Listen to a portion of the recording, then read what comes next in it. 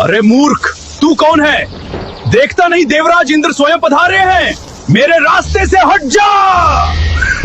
बस इंद्र का यही अहंकार उनकी मौत का कारण बनने वाला था। भगवान शिव इंद्र को भस्म करने ही वाले थे। तभी देवताओं के गुरु बृहस्पति ने महादेव के पैर पकड़ लिए। महादेव शांत तो हो गए, लेकिन उनके त्रिनेत्र से निकली वो भयानक ऊर्जा बेकार नहीं जा सकती थी। शिवजी ने उस आग को समुद्र में फेंक दिया, लेकिन किसी को नहीं पता था कि उसी आग से संसार के सबसे ताकतवर योद्धा का जन्म होगा। एक ऐसा योद्धा जिसने भगवान विष्णु की पत्नी और माता पार्वती तक को मांगने की हिम्मत की।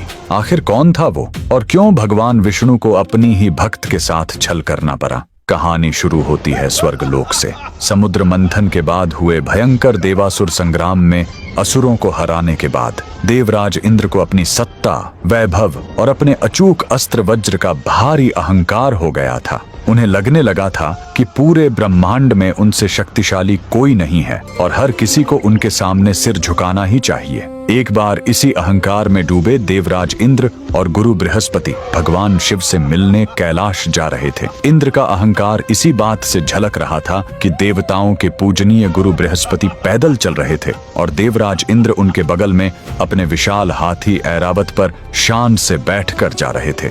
शिवजी अपने भक्तों का घमंड कभी नहीं टिकने देते। वो जान गए थे कि इंद्र सत्ता के नशे में अंधे हो चुके हैं। उनका यही घमंड तोड़ने और उनकी परीक्षा लेने के लिए महादेव ने एक डरावने सन्यासी अघोरी का रूप धरा और जानबूझकर उनके रास्ते में लेट गए। इंद्र ने अहंकार में आकर सन्यासी को हटने को कहा। जब सन्यासी ने अनसुना कर दिया तो इंद्र का गुस्सा फूट पड़ा। उसने अपना वज्र उठाया और कहा, हट जा, वरना तुझे यमलोक पहुंचा दूंगा। तभी उस सन्यासी की तीसरी आंख खुल गई। वो साक्षात महाकाल थे। इंद्र कांप उठे। त्राहिमाम महादेव, त्राहिमाम। इंद्र को क्षमा कर दें प्रभु।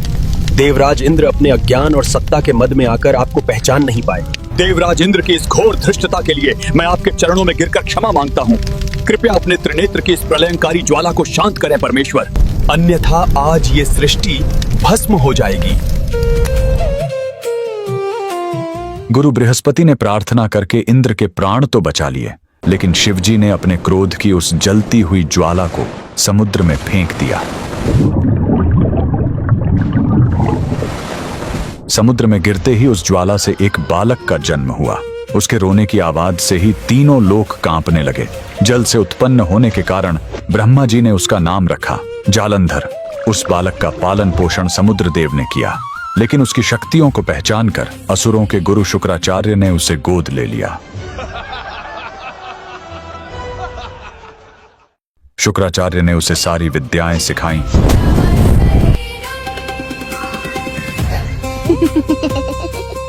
और उसे दैत्यों का राजा बना दिया। उसने आज के पंजाब को अपनी राजधानी बनाया और वहीं से अपना साम्राज्य चलाया। तभी जालंधर को एक करवा सच पता चला। उसे पता चला कि देवताओं ने समुद्र मंथन करके उसके पिता यानी समुद्र का पेट चीरा और उनके सारे रत्न लूट लिए।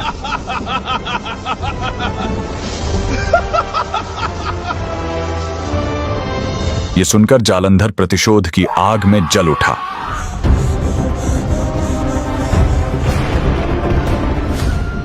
उसने इंद्र को संदेश भेजा, मेरे पिता का सारा खजाना और रत्न मुझे वापस करो, वरना युद्ध के लिए तैयार हो जाओ। जालंधर का विवाह कालनेमी राक्षस की बेटी वृंदा से हुआ। वृंदा एक राक्षस की बेटी जरूर थी, लेकिन वह भगवान विष्णु की परम भक्त और एक महान पतिव्रता नारी थी। गदा धारण कर धर्म बचाते, हे नारायण जग को। उसका सतीत्व ही जालंधर की सबसे बड़ी ढाल बन गया।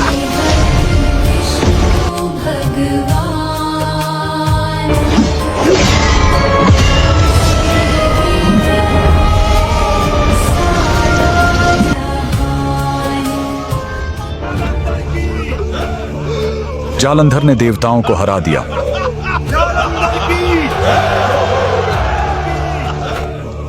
और अहंकार में आकर उसने माता पार्वती को भी अपनी रानी बनाने की मांग कर दी।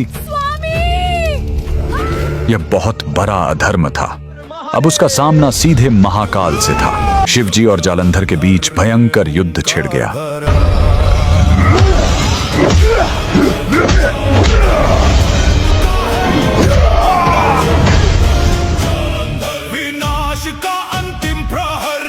लेकिन हैरानी की बात थी कि महादेव का त्रिशूल भी जालंधर का कुछ नहीं बिगाड़ पा रहा था, क्योंकि जब तक वृंदा अपने पति की सुरक्षा के लिए पूजा में बैठी थी, नमो भगवते वासुदेवाय, नमो भगवते वासुदेव। दुनिया की कोई ताकत जालंधर को नहीं मार सकती थी।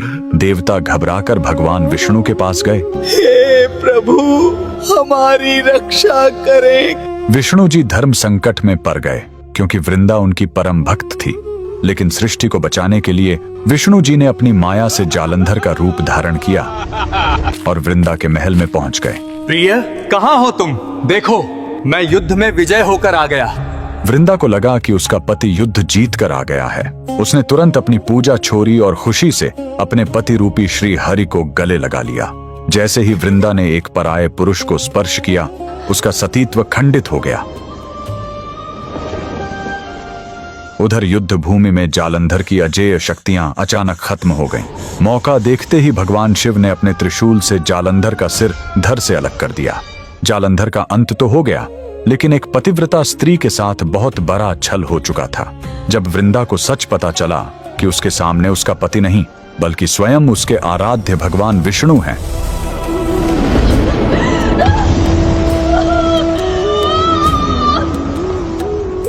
तो उसका दुख और क्रोध ज्वालामुखी की तरह फूट पड़ा। उसने रोते हुए भगवान विष्णु को 3 कठोर श्राप दिए।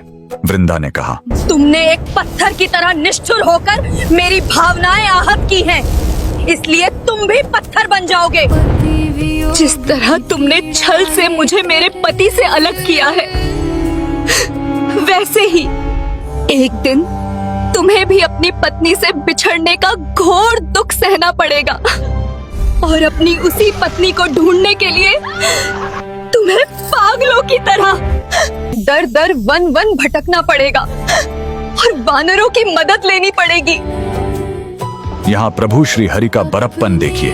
तीनों लोकों के स्वामी चाहते तो एक क्षण में इस श्राप को भस्म कर सकते थे, लेकिन अपनी एक सच्ची भक्त के वचनों का मान रखने के लिए उन्होंने मुस्कुराते हुए उस कठोर श्राप को सहर्ष अपने ऊपर ले लिया। अपने आराध्य को श्राप देने के बाद और पति के वियोग में तड़पती हुई महान पतिव्रता वृंदा ने वहीं योग अग्नि प्रकट की और सती हो गई। सती हुई वृंदा की राख से वहीं एक पवित्र पौधा उत्पन्न हुआ। पर भक्ति अमर होठी वहीं, जहाँ गिरी थी वो बलिदानी। तब विष्णु जी ने शालिग्राम पत्थर का रूप लिया और उस पौधे को वरदान दिया कि वृंदा,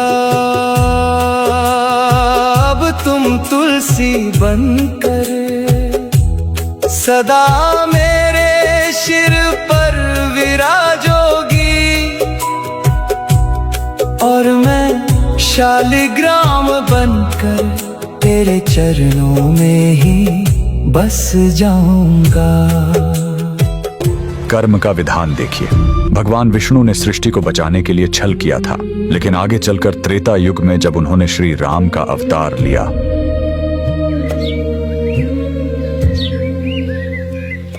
तो सती वृंदा का वो श्राप सच हुआ।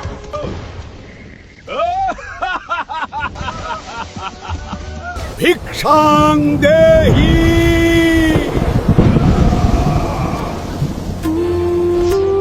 स्वामी, स्वामी! रावण ने माता सीता का हरण किया। राम जी को पत्नी वियोग सहना पड़ा मन में जलता विरह और उन्हें सीता माता को खोजने के लिए जंगलों में भटककर वानर सेना की ही मदद लेनी पड़ी।